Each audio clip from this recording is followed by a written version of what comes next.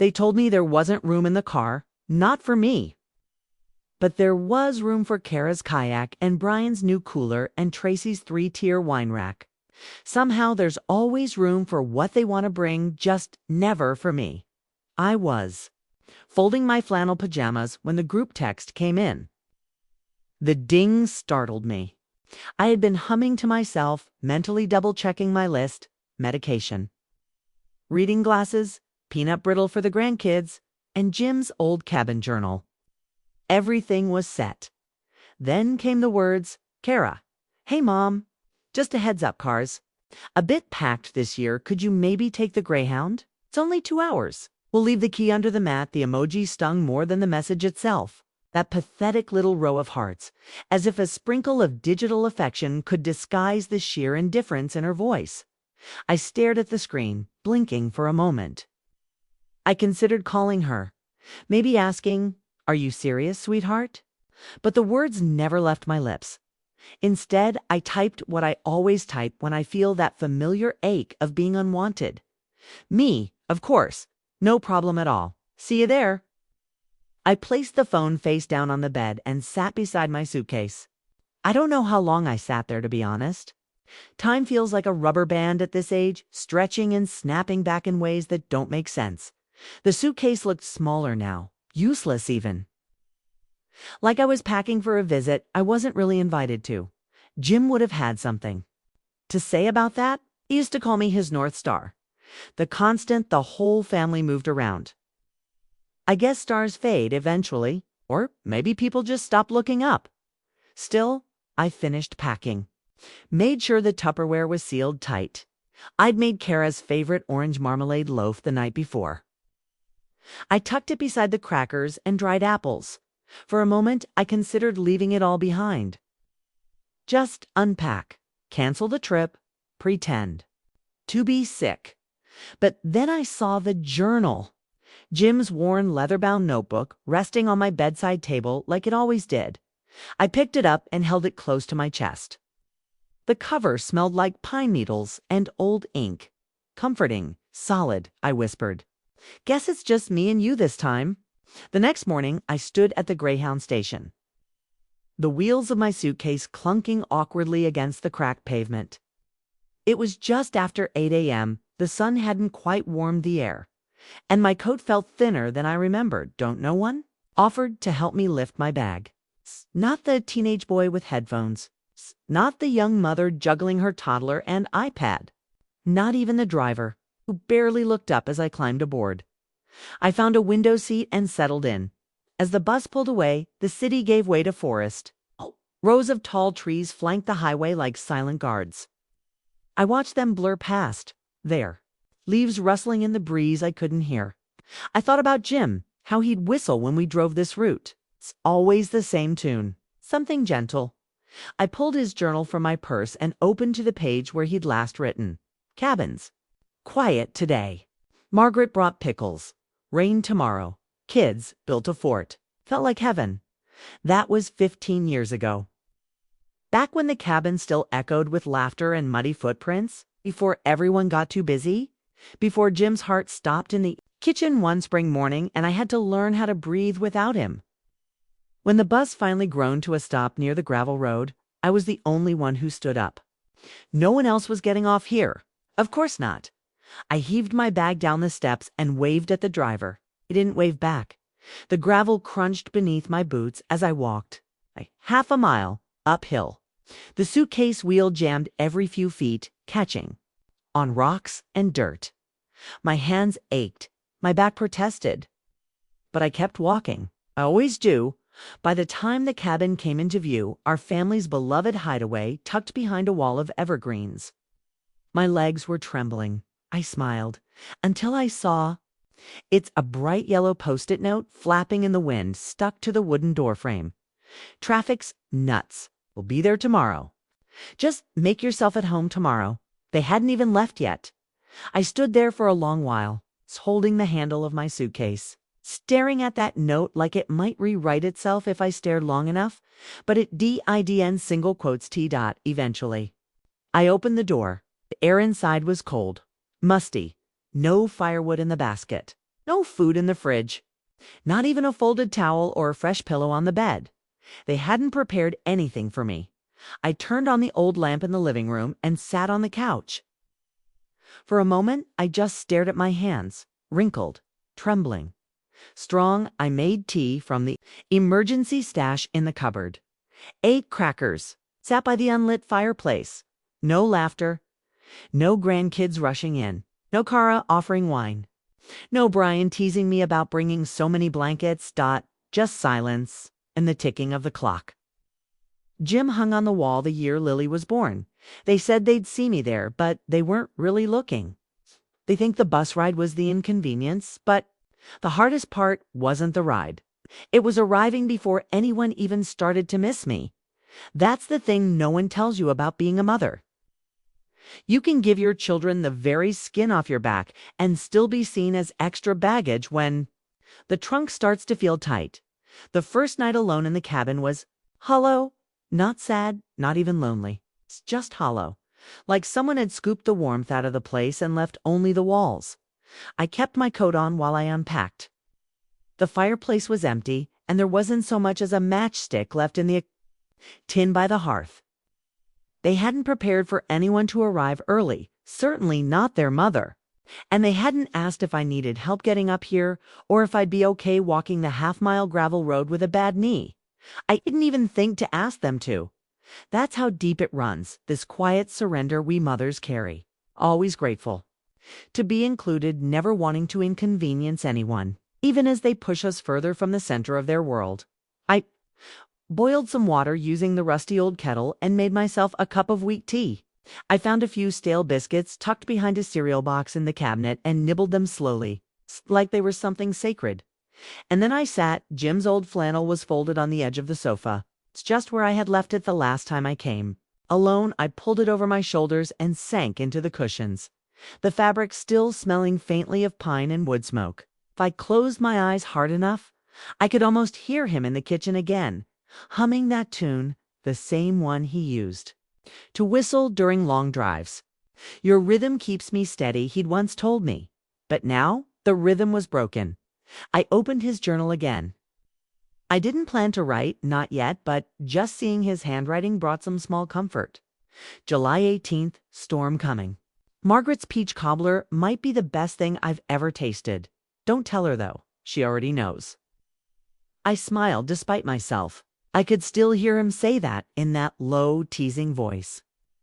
Always pretending he had secrets from me when in truth, I was his world.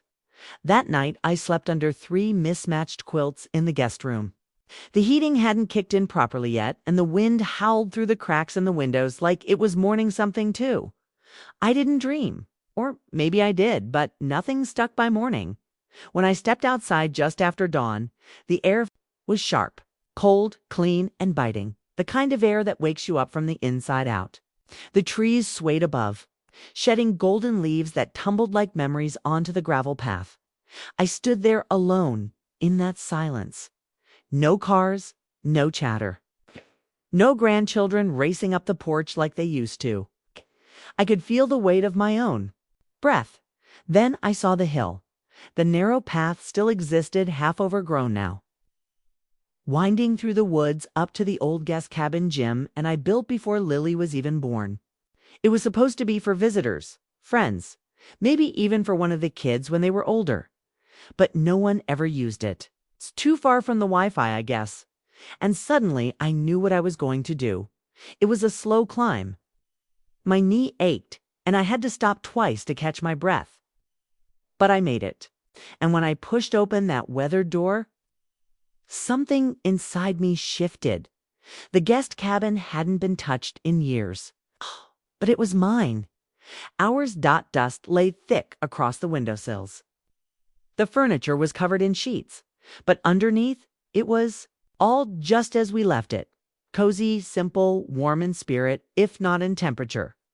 There was a wood pile tucked under the back deck, matches in a mason jar, cast iron stove that still remembered how to burn. I smiled. There were no lights, no sound. No reminders that I had been an afterthought. Just me. And this place. And the faint memory of a man who never once asked me to. Ride a bus alone. I returned to the main cabin later that morning to grab the rest of my bag and a few essentials. I didn't bother leaving a note. They weren't here yet, and when they came tomorrow, they'd assume I was out for a walk, or asleep, or off somewhere being quiet like I always was. Let them wonder.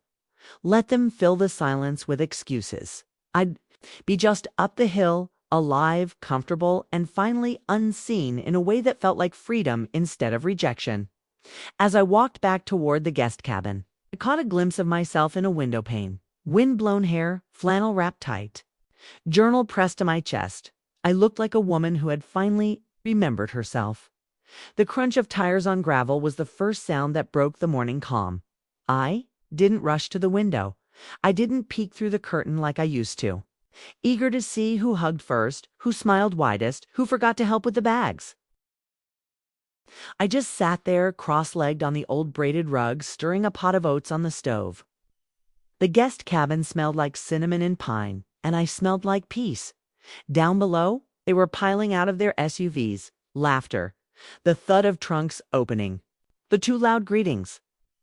Like they were trying to impress someone, maybe even each other. I didn't miss being down there, not this time. I sipped my coffee slowly as their voices echoed faintly through the trees. Lily, always shrill when she was trying to prove she had it all together. Mark, her husband, barking instructions like the kids were employees on a job site. Jared, my son, quieter, but not gentle. He had Jim's walk, but none of his warmth. And their children, my grandchildren. Little sparks of joy I hadn't seen in 2 years, not since Jim's funeral. When they left the next morning and forgot to call me on my birthday, that day still pressed behind my ribs like an old bruise. By noon, saw the smoke from the main chimney. Someone figured out how to light the fire. Probably not Jared. He never liked getting his hands dirty. I read one of Jim's old entries while I ate September 3rd. The trees are turning early. Lily said she might bring the kids next month. Jared's busy again.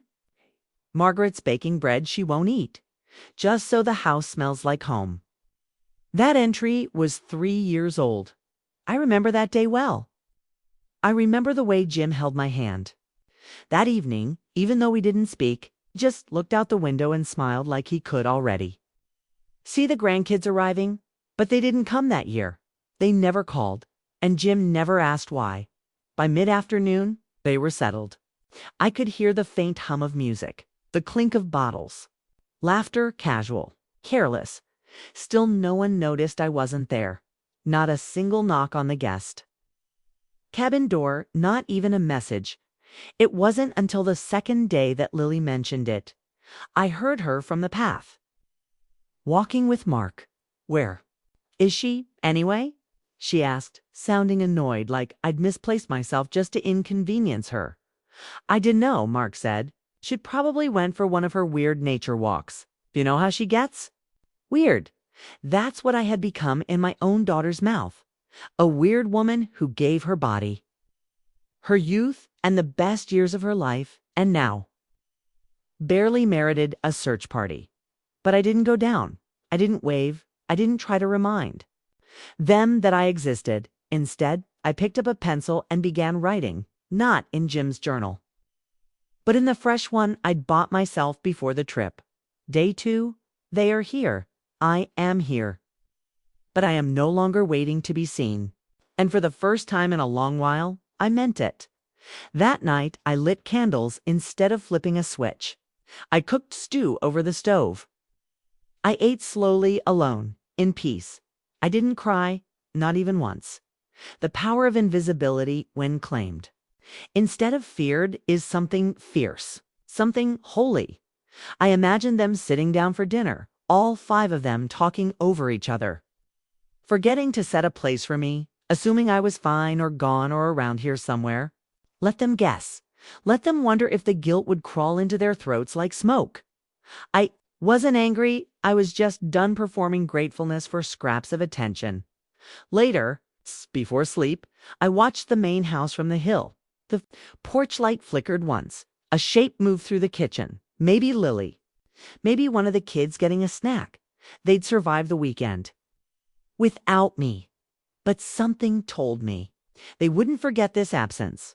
Not this time. The third morning brought fog, thick and low. The mountain wanted to smother the truth. Before it rose, I sat on the porch of the guest cabin, wrapped in one of Jim's old flannels, coffee in hand. The same blue mug he gave me on our 30th anniversary. It still had the tiny chip on the rim where it once slipped from his fingers during a joke I don't remember but had loved hearing. I sipped from that chip now, down below. The kitchen light of the main house flickered on. Shadows moved past the window. It was Jared first. I recognized his stride, fast, impatient. Always 2 steps ahead of himself. Then Lily's voice floated up through the trees. "Has anyone seen Mom this morning?" Pause. No one answered. I heard the scrape of a chair, the clatter of silverware. It's a slow rising tension of a question repeated too many times. "Wait, didn't she come down for dinner last night?" Mark said no. Jared replied flatly. "I thought she was napping or something. She's not in the house," Lily snapped. I checked the bedroom. Her coat is gone. For a second, I almost wanted to go down to stop the panic, to say, "Here I am. I've been here all along. I just wanted you to notice." But then I remembered the last Thanksgiving, how they told me not to bring my old lady casseroles because everyone orders takeout now. I remembered Lily's words after Jim died. "You had him for 30 years. I think you'll be okay." Some of us have kids to raise, and I remembered Jared's silence. The way he sat across from me at the funeral, eyes dry, hand in his. Wife's lap never once reaching for mine. So, no, I didn't go down. Instead, I stayed still. I let them wonder.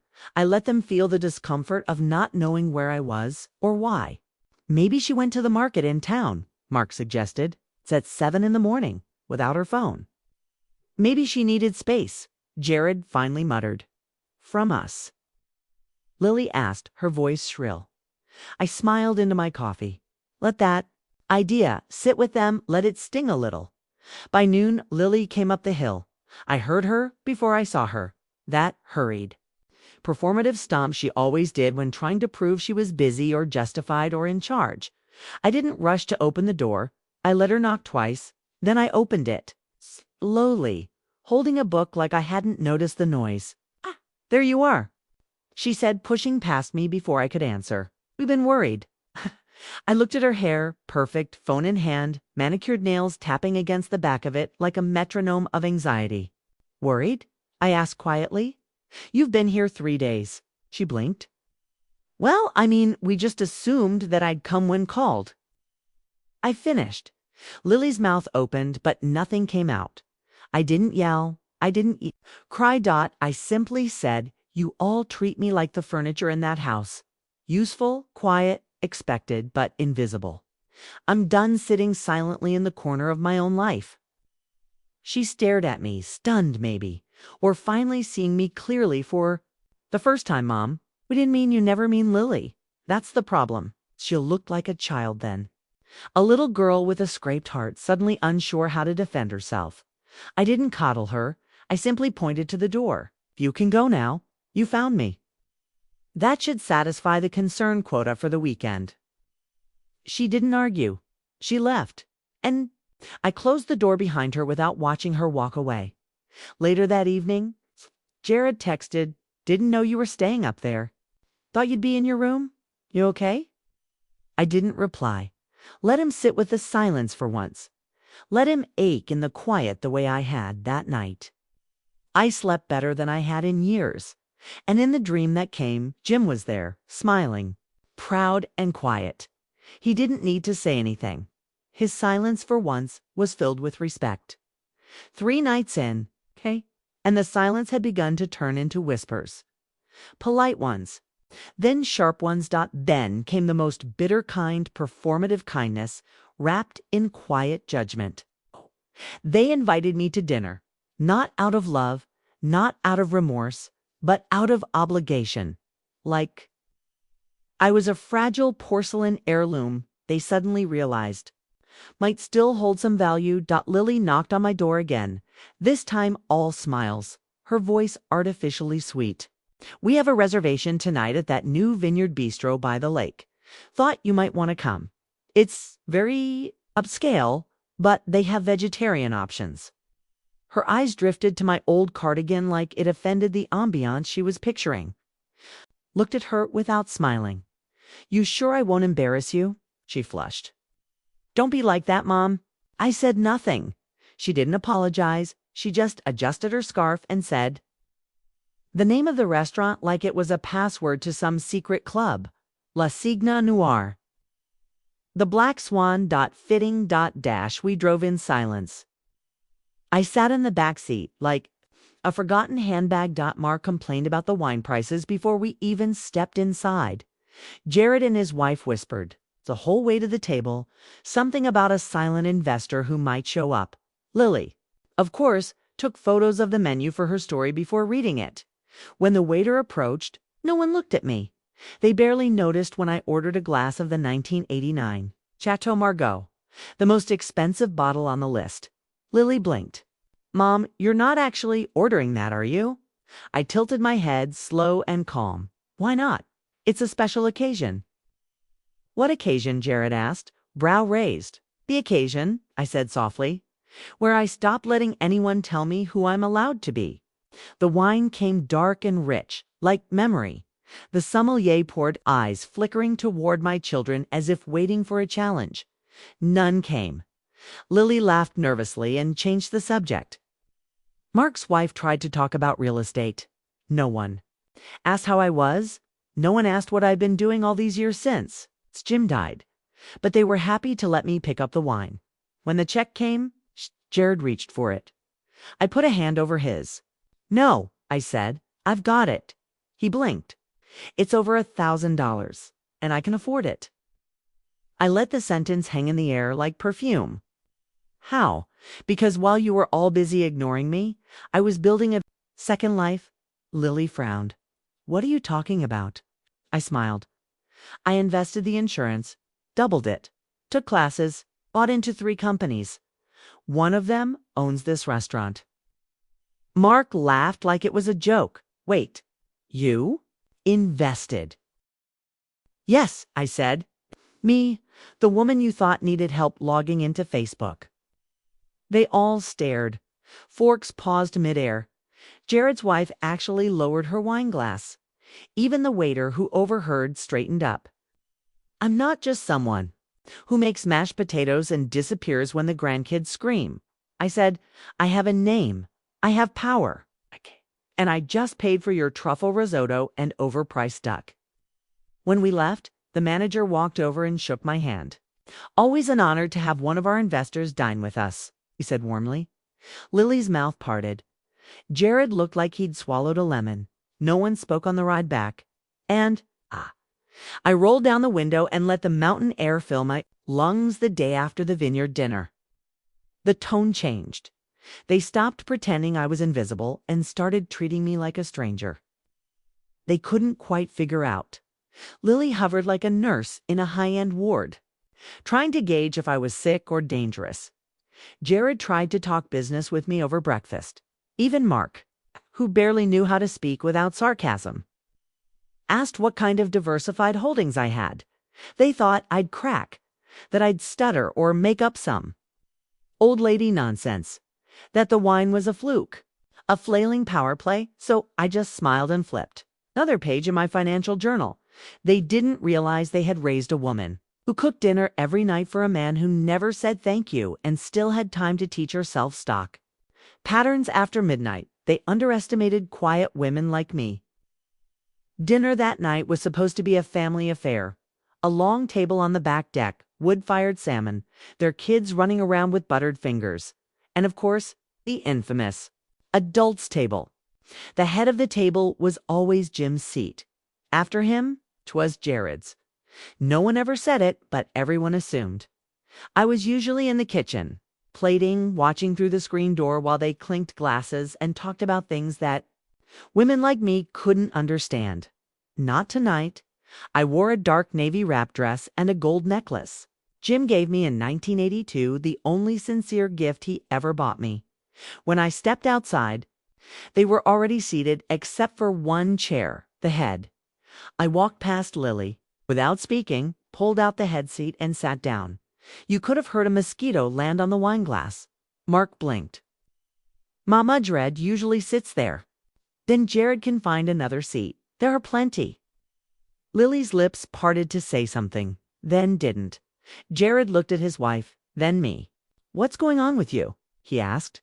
You're acting like a whole different person. I poured myself water. I'm acting like a person who finally sees everything clearly. Who realizes the kitchen isn't a reward, it's a cage you built for me. No one put you in the kitchen, Mom, Mark muttered. Oh, really? Then why do I only get invited after the table's already set? Why is it always, Mom, can you serve?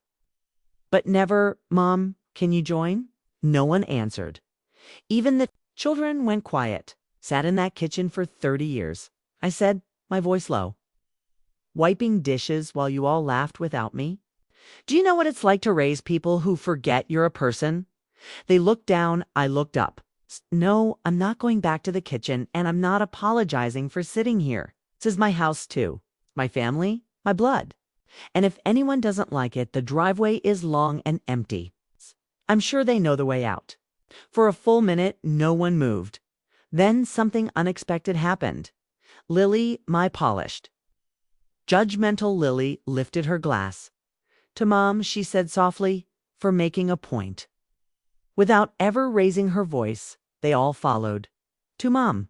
I didn't smile. I just nodded and took my seat at the table. The one I should have claimed years ago, the next few days. Blurred into politeness, artificial laughter. Quick glances, everyone walked on eggshells. And I let them. I didn't need to shout. I had something better. Control, but I wasn't done yet. Because there was still one story left that stung deeper than the rest. The time Jared, my firstborn, called me just the maid in front of his college friends.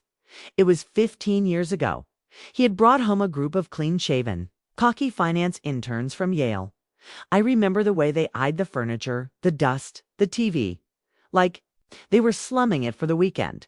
One of them had asked jokingly, so is your mom the cook? Or do you guys order out? Jared had smirked, didn't even look at me.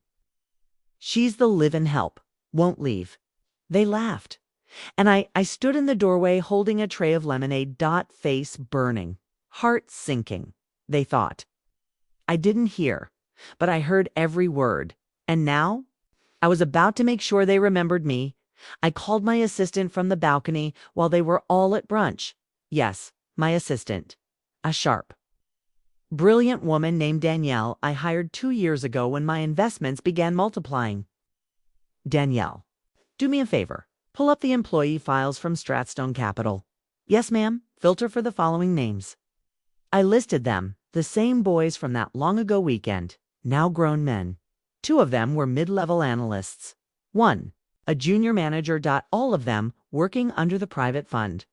I quietly coned with 2 partners. Stratstone, have the VP schedule evaluations for next quarter, I said.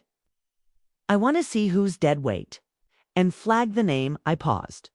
Jared Matthews, your son. No, I said. That's his friend.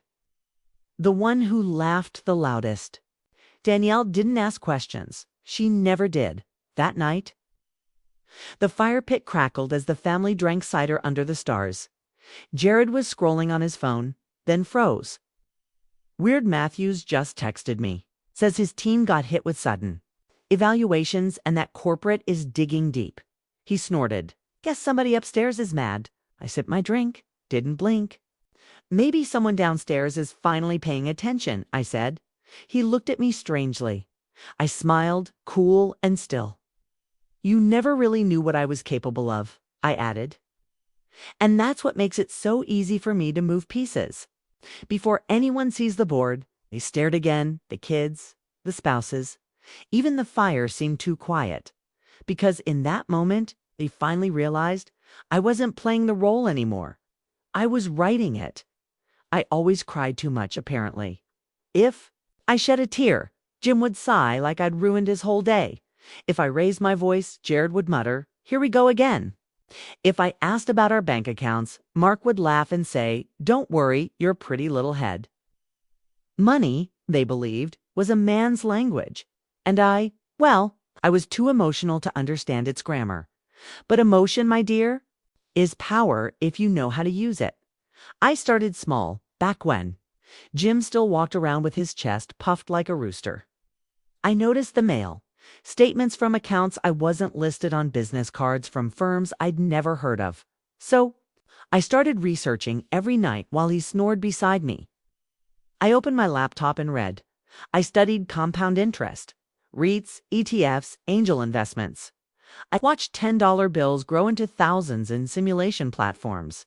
And when Jim died, I went from student to investor 2 months later, had my first real stake, 11% in a failing manufacturing company that nobody wanted. They called it a mistake, but I cleaned it up. Brought in a new CFO and tripled the valuation. 6 months. Later, I owned 51% now. That emotional old lady owns 5 companies. One of them? Riverford Textiles, the one where Jared's friend just got fired after dinner. Jared approached me by the garden path. His jaw was clenched, hands in his pockets. "You're behind this, aren't you?" he said quietly. I didn't pretend. Didn't. Dodge. Behind what? I said. The success, the stability, or the layoffs. You humiliated him. No, I corrected. You humiliated me for years. I'm just showing you what it feels like to be underestimated. I stepped closer. So this is payback. I turned slowly to face him. This is called balance, I said. You wanted me silent. You wanted me sweet. You thought I didn't have the brain to handle money? No, I have more of it than all of you combined. I let the silence hang. And Jared, I added, you should start practicing your resume, just in case. He didn't speak, didn't even blink. And for the first time since Jim's funeral, I saw fear in his eyes. Not because I was dangerous, but because I was finally awake. I wasn't supposed to look too closely. Jim had set it up that way. He called it complicated accounting. Just enough jargon to scare me off. I called it what it really was. Financial fog. A smokescreen. A trick they all told me not to dig. It'll just stress you out, Mom. There's no need. Dad had it handled. The estate lawyer said it's airtight. No point in stirring anything. But when people say don't look, I've learned one thing. There's something they're hiding. I started with a trust dot at first glance. It looked generous. Several properties, annuities, even stocks. But something felt off. The accounts didn't match the lifestyle we'd lived. Jim always claimed we were. Barely getting by, yet he paid cash for a boat. Bought vintage cars. Gave Jared a down payment on that condo. So I hired a forensic accountant, quietly, and within 2 weeks, had the truth. Jim had a secret account, hidden offshore, funded by a company in my name that I'd never even heard of. Documents signed, forged, worse. Jared knew. So did Mark. They were funneling money for years, laundering it through shell corporations. And I was the patsy, the placeholder, the one they thought would never notice. I brought it all to the lawyer. Sat down in his office, folder in hand. He leafed through the paperwork slowly, whistling under his breath. This, he said, is not just fraud. It's criminal conspiracy. He looked at me. Do you want to press charges? I thought about it, about courtrooms, cameras, the headlines. And then I smiled. Not yet, I said. First, I want them to sweat. I leaked a few files, anonymously. Sent emails to Jared's business partners. Called the IRS tip line. Within a week. Audits began. Within a month, Jared's accounts were frozen. Mark's name was pulled from a board position. They came knocking, of course. First Jared, pale and trembling, then Mark, red-faced and shouting. What the hell did you do, Mom? I stood in the doorway. Calm, you told me not to dig. I did. I leaned in. You told me I couldn't handle the finances, so I cleaned them up. You've ruined everything. No, I whispered. I've just begun. They thought they broke me after Jim died. They assumed I'd dissolve like sugar in tea, invisible, forgotten, powerless, but grief is a strange thing. Sometimes it destroys. Sometimes it sharpens. I didn't die. I studied. I watched. I waited. And while they laughed in polished suits and sipped from crystal glasses, I built empires in silence. I used their underestimation like fuel. Every condescending smile, every "you" wouldn't understand. Every eye roll when I walked into the room, I bottled those moments and turned them into power. So when I walked into that shareholder meeting, wearing the same necklace Jim gave me before the affair started, and stood at the podium of a company they thought they controlled, I watched their faces as the chairman said, "Effective immediately, majority control has shifted." Jared looked confused. Mark blinked, and then I stepped forward. "Hello? Boys," I said sweetly into the mic. "Didn't expect me, did you?" I explained my purchase of controlling shares, how I'd used trusts they forgot I had access to, how I'd liquidated to properties and turned them into voting leverage. "You made fun of me for clipping coupons," I said. "I just bought your board seats with those savings." Silence, glorious, trembling silence. Then Jared stood up, panicked. "This is a hostile takeover." "No, sweetheart," I replied. "This is called inheritance, the real kind. They tried to sue me, they tried to shame me, but their paperwork was sloppy. It's their arrogance fatal. Everything they built stood on shaky ground, and I had the receipts. The IRS closed in. Former allies pulled out. The media smelled blood and me. I retired peacefully privately powerfully. I now live by the sea. I host charity dinners. I fund scholarships in Jim's name. Ironically, people ask about my past sometimes. Wasn't it hard? Didn't you love them? Weren't you scared? Yes, yes, and absolutely. But when a woman reaches the end of her rope, she either falls or she climbs. And me? I built my own ladder out of every insult, every betrayal, every tear. And now I watch the waves roll in from a house I paid for in full, alone. No. I have peace, and peace is the greatest revenge.